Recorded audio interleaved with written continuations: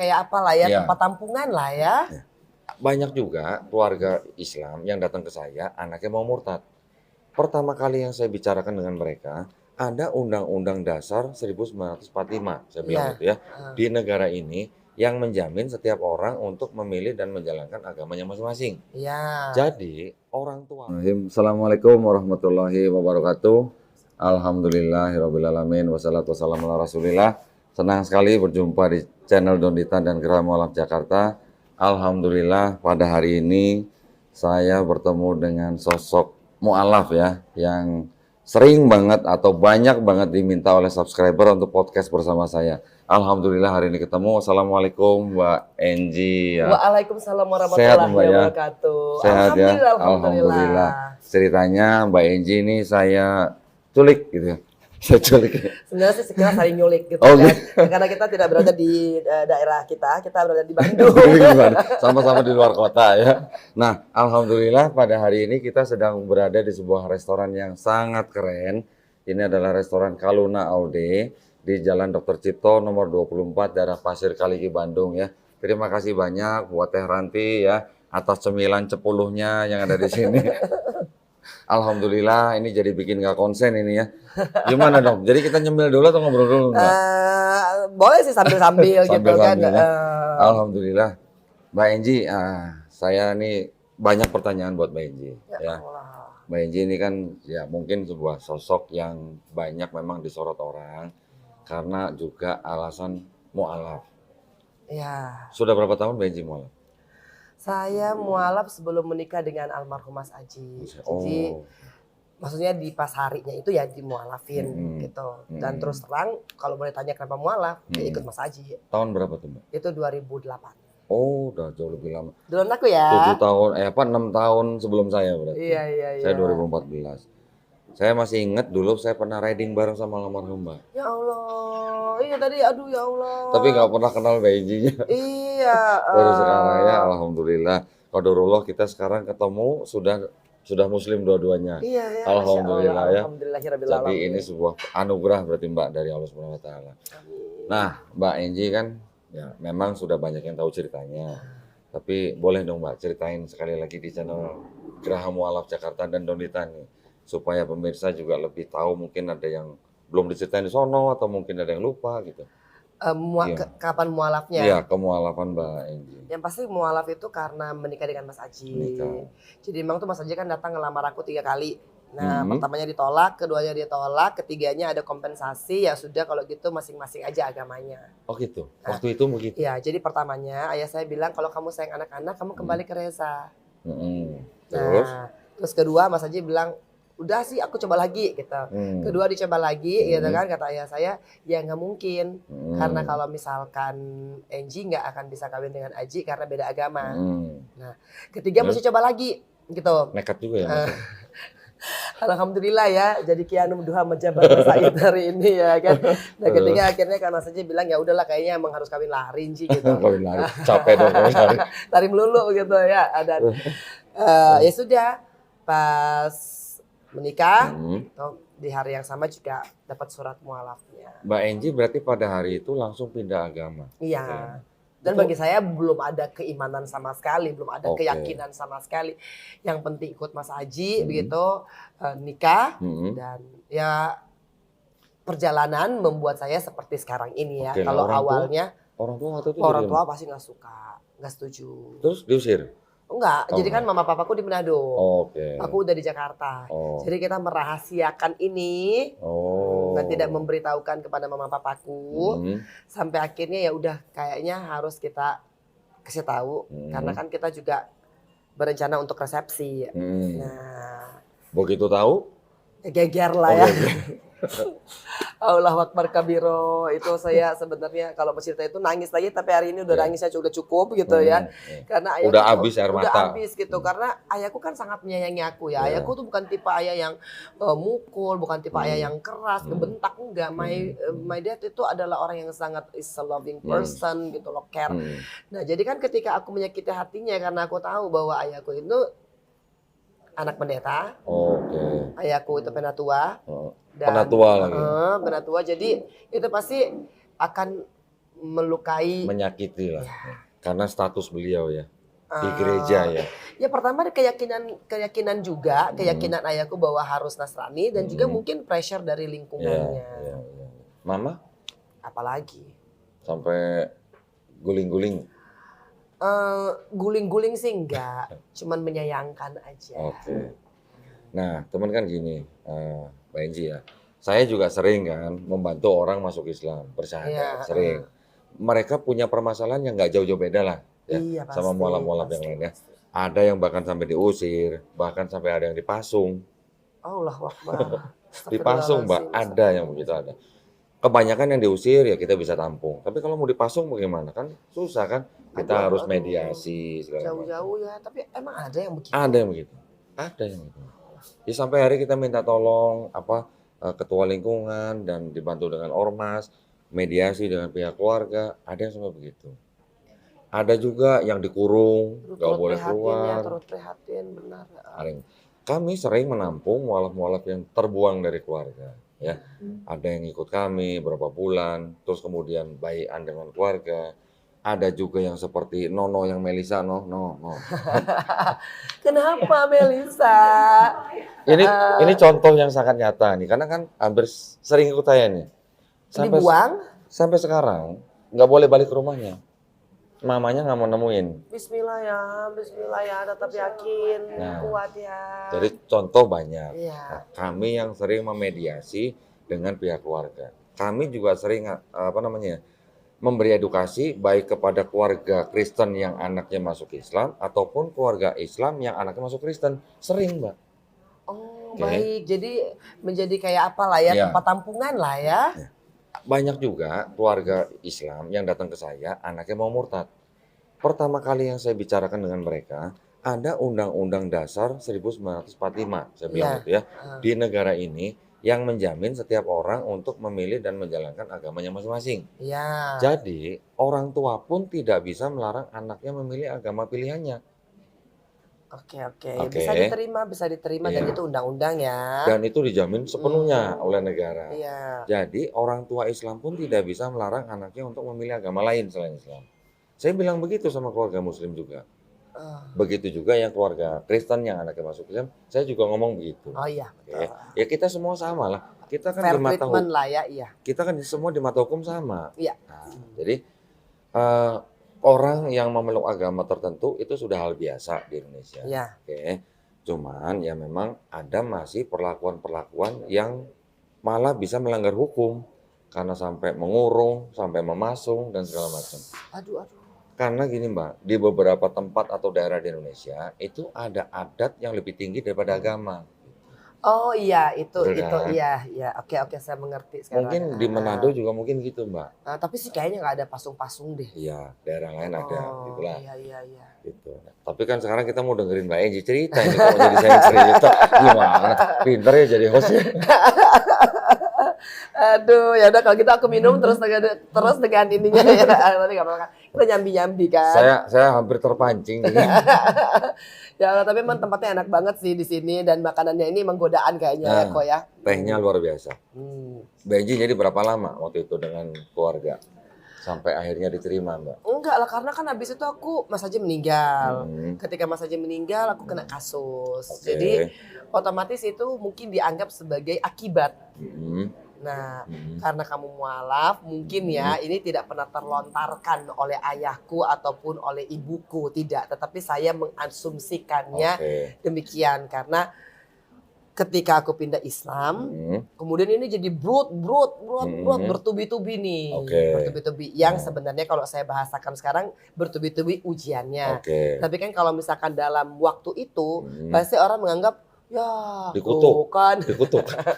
Nggak ada tuh sampai kata-kata itu sih ya. Cuman tuh kan ini gara-garanya karena itu, gara-garanya karena itu. Nah jadi pasti ayahku juga ikut dong menanggung beban daripada judgement sosial yang terjadi. Nah walaupun aku selalu berusaha yakin, ayahku berusaha untuk netral. Tapi biar bagaimanapun juga, sekuat-kuatnya kenetralitasan daripada ayahku, kalau misalkan dari A, B, C, D, 9 penjuru mata angin Hmm. itu, Hmm. pasti kan juga ada rasa-rasa di hati, kok anakku begitu ya. Iya, Padahal kan iya. aku nggak pernah loh melukai hati anakku. Hmm. Aku minta sekolah di luar negeri diiyain. Hmm. Aku minta dibeliin mobil diiyain. Hmm. Sekolahnya terserah dia diiyain. Aku Hmm. nggak pernah ngelarang. Hmm. Sebelum pindah gitu, aku termasuk anak yang cukup membanggakan lah bagi Hmm. keluarga Hmm. besarku. Hmm. Dari kecil aku juara kelas gitu, terus habis itu aku juara di berbagai kompetisi-kompetisi kecantikan. Nah, dan kan ketika pindah, Hmm. terus Mas Aji meninggal, Hmm. jebret kasus mega korupsi. Waduh. Tapi gini, Mbak Enji, saya salut sama Mbak Enji. Ketika Mbak Enji mengaku masuk Islam karena menikah, ya, terus kemudian ketika suami Mbak Enji meninggal, Mbak Enji ada kepikiran untuk balik ke Kristen waktu itu? Kalau kepikiran sih sebenarnya enggak ya, karena Hmm. begini, saya mengingat pesannya almarhum untuk menjaga anak-anak. Oke, Nah, sehingga kan termasuk menjaga agamanya. iya, iya, iya. Jadi cinta saya ke Mas Aji gitu kan, saya pegang teguh kata-kata terakhirnya. Hmm. Nah, kalaupun akhirnya saya masuk penjara saya nggak bisa menjaga secara fisik, paling nggak saya jaga agamanya. Masya Allah. Nah, dan ketika saya memutuskan untuk menjaga agamanya kan otomatis sayanya juga harus menjaga agama saya sendiri. Nah itu maksud Jadi, saya yang saya salut. Iya, Jadi alhamdulillah. memang masih banyak orang menikah karena agama. Sebenarnya menikah karena agama tidak ada salahnya. Ya, Masuk Islam melalui pernikahan itu hanyalah salah satu jalan untuk masuk Islam. betul. Itu Tetap. kan wasilahnya Betul, aja. betul. Tapi Mbak Enji keren loh. Setelah masuk Islam karena menikah, tapi ketika suami tidak ada, Mbak Enji tetap di Islam. Itu yang keren maksud saya. Alhamdulillah ya. Alhamdulillah. Sebenarnya enggak lebih kepada begini. Hmm. Ketika Mas Aji meninggal, aku masih tetap Islam. Itu mungkin kadarnya 50% masih bisa diterima ya. Oke. Tapi ketika kena kasus, Oke. terus masih tetap Islam. Hmm. Wah, itu kan sebenarnya hinaan terhadap aku tuh lagi gencar-gencarnya. Iya, iya. Dan kayaknya 90% masyarakat Indonesia gitu kan sangat membenci aku gitu, dan semua yang masuk itu mengkait-kaitkan dengan pindah agamanya. Agamanya. Tetapi ketika Mbak Enji, ketika Mas Aji meninggal, orang tua sempat ngajak Mbak Enji kembali? Ayah ibuku nggak pernah masuk ke dalam pembahasan yang sensitif Oh, ya, oke. maksudnya harus begini, cuman biasanya kata-katanya ya kan pilihan kamu. Oke. Nah itu kan sebenarnya ayahku seorang profesor, jadi dia tuh Oh. kata-katanya tuh sangat tertata, terstruktur gitu ya, Oh. dan sangat hati-hati. Oh. Karena pasti kalau misalkan ayahku tahu ketika aku akan didebat, aku pun akan mendebat. Oke.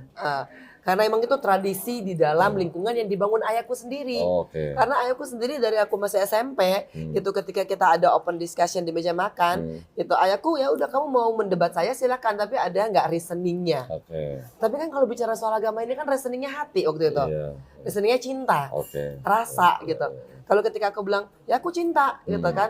Nah bagi ayahku itu nggak logis karena nggak bisa diperdebatkan dan tidak bisa sahih. Nggak ada satu teori yang mengatakan cinta itu akan stabil atau cinta itu akan tetap permanen, cinta itu akan berubah. Sangat-sangat subjektif ya. Iya, apalagi Mas Aji itu kan bukan single. Oke. Jadi udah bawa rantang mungkin ya, Bawa kata ayah. Catering kali ya. Pindah agama pula, Iya, gitu kan. iya, Nah, pastilah setiap orang tua tuh menginginkan anaknya yang single kawin dengan yang single. Itu sih udah mutlak lah hukumnya. Dan kalau bisa kawinnya sama, bukan kalau bisa, dan mesti sebenarnya Harus. kawin satu agama. Iya. Nah aku udah memilih yang ibarat katanya itu bahasa prokem ya gitu loh. Orang kan bilangnya gitu ya kalau misalkan kita nikah sama duda. Nah udah nikahnya sama duda, pindah agama pula. Nah dan setelah itu kejadian demi kejadian demi kejadian. Jadi paslah sudah penderitaannya waktu-waktu itu ya. Nah, yang sekarang kita pengen denger nih dari Mbak Enji nih, pengalaman Mbak Enji di penjara Ya. sehingga akrab dengan Quran itu gimana? Waduh, Nah itu. itu miskin dulu. Miskin. Jadi Terus? bener-bener ternyata kalau Allah ingin masuk ke dalam hati kita, kitanya kudu kosong dulu. Oke.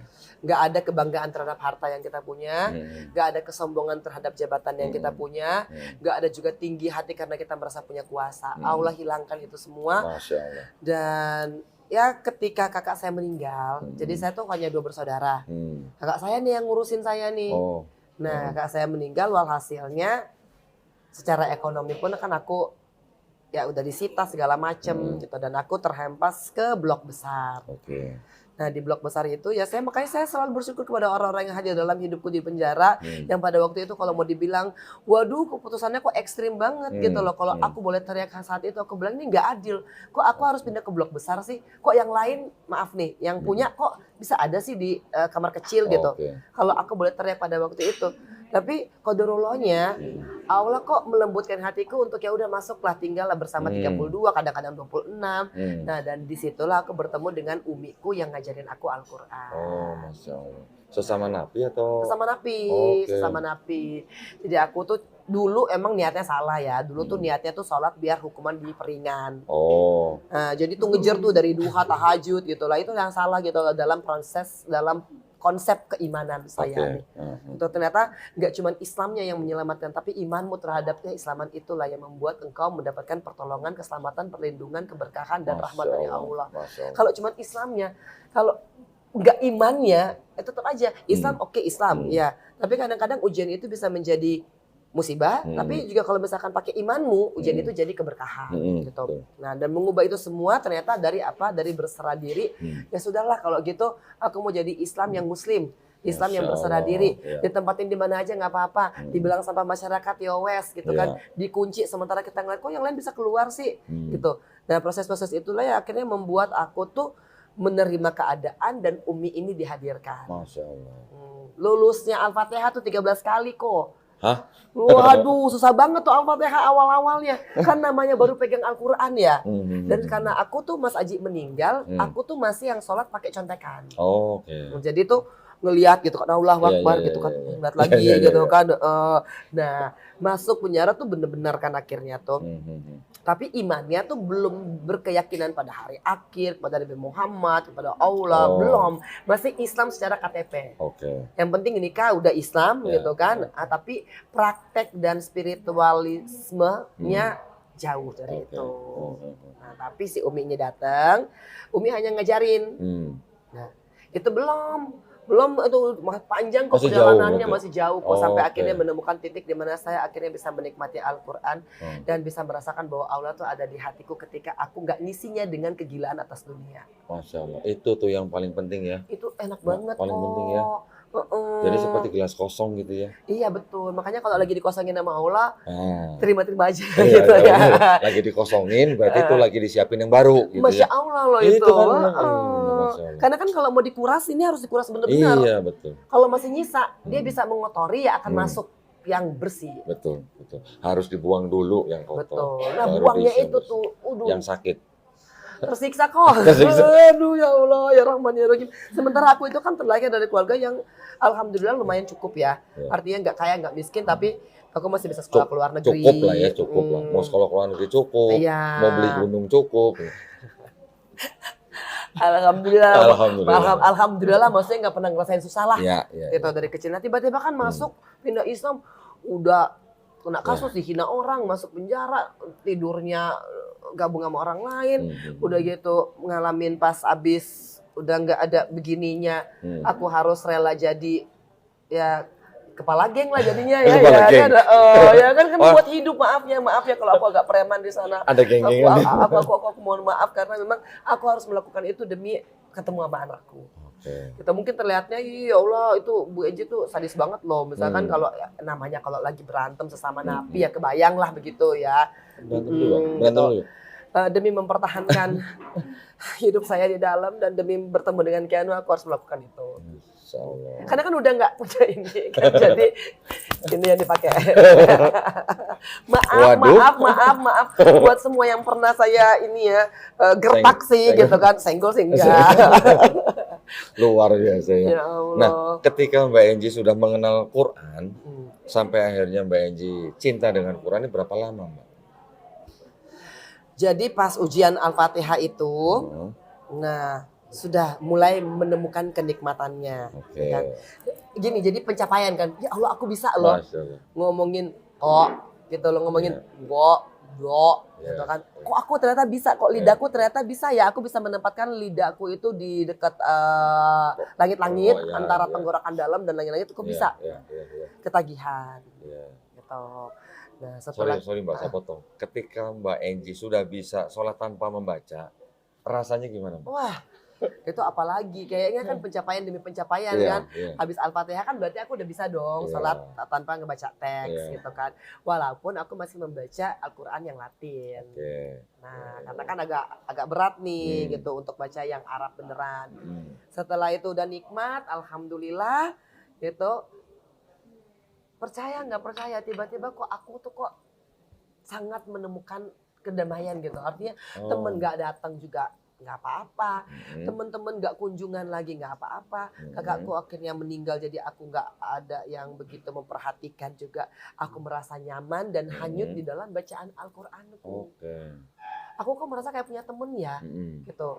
Terus ketika tiba-tiba aku lagi punya masalah, aku baca gitu, alhamdulillah ya, kok kayak semua itu adalah jawaban daripada semua permasalahan Masya aku. Allah. Nah, tapi sebenarnya bukan itu, kayak karena aku lagi banyak masalahnya gitu kan. Jadi pas baca Al-Quran ya ketemu lah jawaban atas permasalahan. Iya. Karena semua permasalahan yang aku alami itu rata-rata Iya. ada di dalam Al-Quran. Karena memang banyak orang, ini yang saya baca ya, banyak orang mengaku yang awalnya tidak kenal Quran, ketika mereka membaca Quran, Quran itu seolah-olah berbicara kepada dirinya. Ya iya, ada Begitu juga ya, Mbak? seperti itu, tapi lebih dalam dari itu. Oh. Kayak kita punya temen loh. Hmm. Kalau dia kayak bicara kan kayaknya wah hantu banget gitu ya. Iya, Tapi iya. ini lebih kepada tenang. Oke. Nah, dan ini yang I miss this gitu loh untuk Hmm. bertahun-tahun. Dan ini sebenarnya aku cari gitu. Hmm. Ternyata bukan di barang mewah, bukan di mobil, bukan di tas-tas branded. Hmm. Kok tenang banget ya, kok baca Al-Quran kok bisa tenang banget ya. Tapi itu kan melalui proses demi proses. Walaupun aku tahu suaraku nggak bagus, aku coba ngaji. Ternyata kok itu feeding my soul ya. Masya Allah. Dan kayaknya sih itu anugerahnya Allah. Masya Allah. Jadi akhirnya hafal berapa juz? Tiba-tiba, Hmm. nah jadi tiba-tiba Hmm. karena mungkin kita sering juga gitu ya, tiba-tiba pokoknya aku lagi hataman Hmm. dan kok aku bisa nih 1-2 juz tuh kalau tanpa ngelihat Al-Quran. Masya Allah. Salah satu ustadz yang melihatku, Hmm. loh Mbak Enji kan hafal Al-Quran ya? Hmm. Aku bilang aku nggak intendi untuk menghafal. Hmm. Maksudnya nggak yang aku baca hafal, Hmm. baca hafal, enggak. Gimana? Ini mengalir aja. Tiba-tiba mungkin karena kita juga emang ada program hataman di dalam ya. Hmm. Jadi kan pasti nggak kita hataman terus dong ya. Hmm. Nah, tapi kok tiba-tiba itu bisa melekat di dalam otakku. Sama Keren ya? ketika Keren Ih, ya? Allah mah keren banget ya Keren Allah. ya, bisa begitu ya? Ya Allah, nggak usah gitu. Tiba-tiba tuh Al-Waqi'ah, Ar-Rahman, Al-Fat, Masya Al-Mulk Allah. gitu loh. Itu nggak yang diniatkan untuk dihafal ya, Hmm. bukan yang baca Al-Qur'annya terus hafal, terus baca lagi enggak. Oh, Jadi 1-2 juz pertamaku itu tuh mengalir begitu aja. keren Dan banget ya. ya Allah, Masya Allah.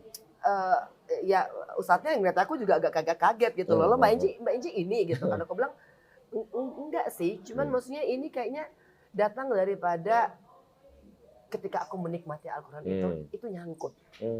Nah, makanya aku kalau bilang nggak ada emang dalam Al-Quran yang bilang hafalah Al-Quran, betul. Tapi ketika engkau menikmati, engkau pasti akan hafal. Masya Nah, Allah. dan itu mengalir aja. Kayak kita ngebaca buku-buku populer aja. Kok tiba-tiba kita bisa tahu ya, kayak dulu aku mungkin baca undang-undang gitu kan, akhirnya kita jadi tahu undang-undangnya gitu, di luar kepala kita lah, pasal 1, pasal 2, pasal 3 gitu lah, ayat 1, 2, 3 kita hafal lah. Nah, begitupun Al-Quran. Dan ternyata kan pengulangannya juga banyak. Artinya kata-kata yang ditemukan begitu. Tinggal kurang kita, lebih kalau nggak salah ada 75.000 kata. Yang persis lah artinya. Dan melakukan repetisi berkali-kali gitu.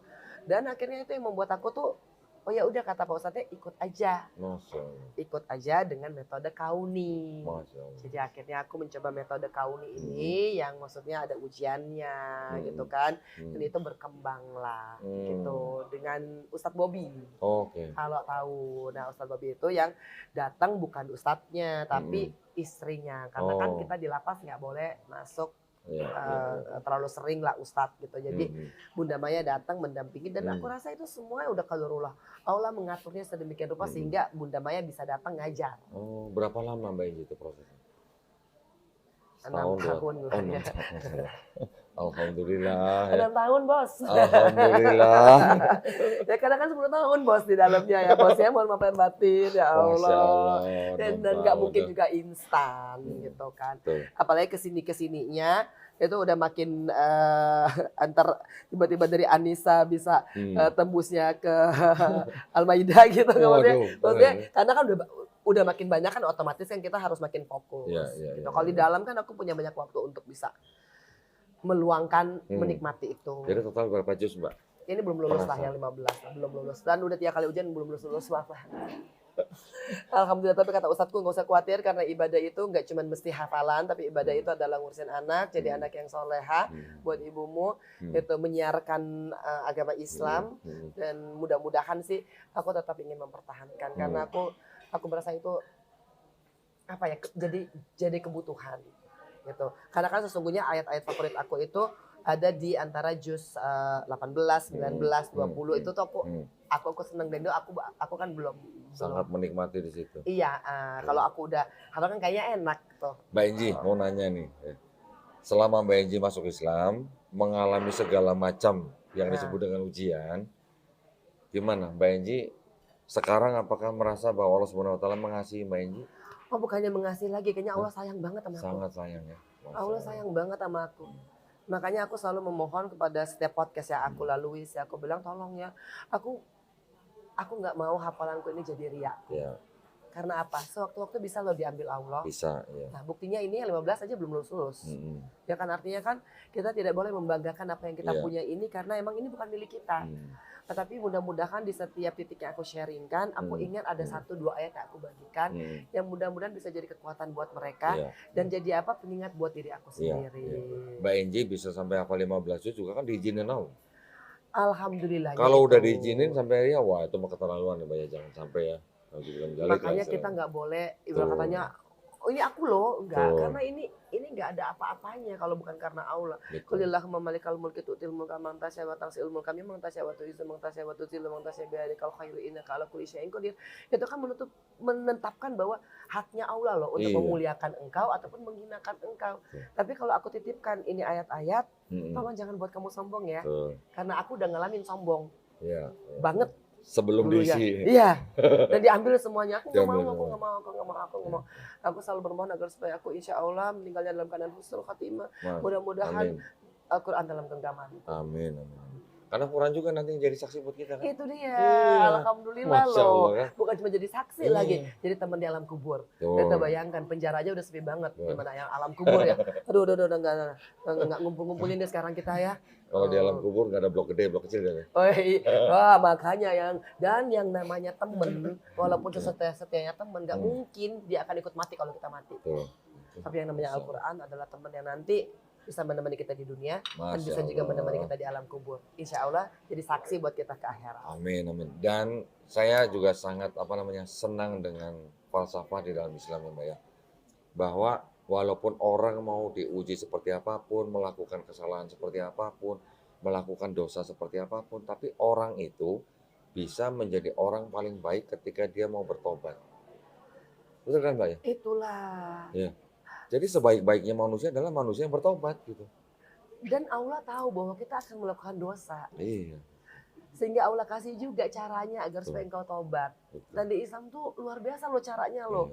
Gak ada penghakiman loh, maksudnya gini, ya udah kalau kamu udah tobat, kamu nggak boleh ngelakuin lagi kesalahannya, enggak. Tapi Allah maha mengerti bahwa kita tuh pasti akan ada lalainya, akan ada abainya, sehingga Allah siapkan dalam Islam ya, ada sholat tasbih, ada istighfar, ada zikir, ada ngaji, ada sedekah, dan itu insya Allah bisa menggugurkan dosa-dosamu. Alhamdulillah ya enak banget. Ustazah banget ya. Enggak belum, masya Allah. Doakan. Ustazah banget. Aduh ya Allah. Mudah-mudahan apa yang Mbak Enji rasakan dan alami itu bisa menjadi inspirasi buat umat Islam yang lain. Iya, tapi kalau belum pernah dirasa, emang belum bisa apa ya, kalau saya mengatakan ini dan orangnya itu belum pernah merasakan keajaiban Al-Quran, tapi bagaimana mau mengenal keajaiban Al-Quran kalau belum baca kan gitu kan. Jadi kan ini jadi siklus gitu loh. Tapi kan buat orang yang belum mengalami, kalau dengar ceritanya Mbak Enji ini bisa menjadi inspirasi Mbak. Mudah-mudahan ya. Yang tadinya mungkin malas baca Quran jadi rajin baca Quran. Amin aja dong, baca dong. Yang mungkin gimana, yang nggak mau syiar atau malas syiar jadi mau syiar. Iya. Syiar kan itu juga kewajiban buat kita. Betul. Kan kita nih kan ketika kita berjalan di muka orang, itu kita ini kan perwakilan Islam. Iya, jadi mudah-mudahan kita bisa menyiarkan. Saya 7 tahun, Mbak, mau masuk Islam. Yang saya matiin muslimnya dulu, bukan Islamnya. Nah itu, tapi itu betul. Oh, makanya. Kalau saya kan dari sisi yang berbeda ya, Ya. karena saya cinta, saya Ya. masuk Islam gitu. Nah ini kan analisa yang benar. Tuh, saya waktu itu salah mengamati. Yang diamati muslimnya, orang-orang yang ribut sono, ribut sini gitu. Bukan Oke. Islamnya. Iya. Ketika saya ketemu, oh harusnya belajar ajarannya, baru ketika belajar Islam, oh di Islam ternyata tidak diajari seperti itu. Gitu. Betul, makanya kalau kita pengen lihat orang itu Islam adalah lihat produknya, apakah dia Muslim, apakah dia berserah diri, apakah dia menyelesaikan ujian hidupnya dengan cara-cara yang ada dalam Al-Quran. Masalahnya kan Mbak, ketika di Islam kita diajarin apa? Setiap bayi yang lahir sebenarnya fitrahnya Muslim. Ketika dia besar dikafirkan sama orang tuanya. Mohon maaf ya, Ini istilah kafir ini loh yang kokoh nih, kan di sini juga ada istilah kafir. Iya, tapi sebenarnya kalau aku tuh lebih banyak mengartikan kafir itu lebih kepada tidak beriman, dan di setiap agama tuh punya kafir-kafirnya sendiri-sendiri Di gitu sini juga ya. ada kata kafir. Artinya kan udah ada di dalam kitab lah. Dulu ketika saya Kristen, ketika saya mendengar orang Kristen kafir, saya marah. Saya berpikir bahwa kata kafir itu saya tidak bertuhan gitu. Tidak percaya Tuhan. Iya. Tapi ketika kita sudah menjadi Muslim, kita tahu artinya kafir. Ternyata kata kafir itu adalah kata yang paling lembut. Udah paling lembut banget. Udah paling lembut itu. Udah paling lembut banget. Bener. Tapi juga di dalam Al-Quran itu banyak sekali panggilan itu kepada orang-orang beriman. Ya ayyuhalladzina amanu gitu kan. Selalu banyak kan begitu. Bukan hai orang-orang Islam gitu. Jadi sebenarnya iman ini ternyata penentu dari segala-segalanya. Betul. Iya. Karena dari iman inilah kita punya keyakinan. Nah kalau kita udah yakin, kita pasti insya Allah Allah akan tambahkan ketakwaan. Masya Allah. Terima kasih banyak Sama-sama Mbak loh, Ustazah. Aduh, Tausiahnya. ya jangan Mudah-mudahan gitu dong, ya, dibalas dengan segala kebaikan. Amin. Sekarang karena dari tadi saya kurang fokus ngeliatin cemilan 10. Iya dia, ya dari Allah. Resto Kaluna Alde ya. Terima kasih banyak Terima Teh kasih loh. Ranti Terima ya. kasih. Tadi kita udah ngicipin enak banget, sekarang kita cobain yang lain nih. Iya, tapi aku Masya juga thank you ya Thank Kodoni you. dan juga semua timnya. Thank you Iya. very much ya. Masya Aduh, Allah. luar biasa loh. Semoga setiap siarnya Koko itu pahalanya mengalir ke kalian semua. Amin. Amin ya rabbal alamin. Ya. Maaf kalau ada salah kata ya. Ya, terima kasih banyak sekali lagi ya. Sama. Janji ya, Mbak Inji, mudah-mudahan semua diberikan kebaikan, dibalas dengan kebaikan ya. Amin ya rabbal alamin. Baik, terima kasih banyak sekali lagi buat para pemirsa atas perhatiannya. Mudah-mudahan cerita dari Mbak Inji ini membawa inspirasi, juga membentengi akidah kita semua, ya, supaya kita semuanya dilindungi dan dirahmati Allah Subhanahu wa taala. Dan yang terutama kita dihindarkan dari api neraka ya. Amin ya rabbal alamin. Baik, kalau begitu kami pamit undur diri. Kita berjumpa kembali di konten-konten selanjutnya. Akhir kata, wabillahi taufiq wal hidayah. Wassalamualaikum warahmatullahi wabarakatuh. Waalaikumsalam Sekali lagi warahmatullahi Mbak, wabarakatuh. terima kasih banyak. Ayo kita serbu. Oke, Asik. bismillah. Ya Allah. Ini emang dari ownernya Teteh Ranti nih Dari teman, karena sering lihat teman sholat, sering lihat teman Saya ngaji. pergi dari rumah, saya udah bulatkan hati untuk masuk ke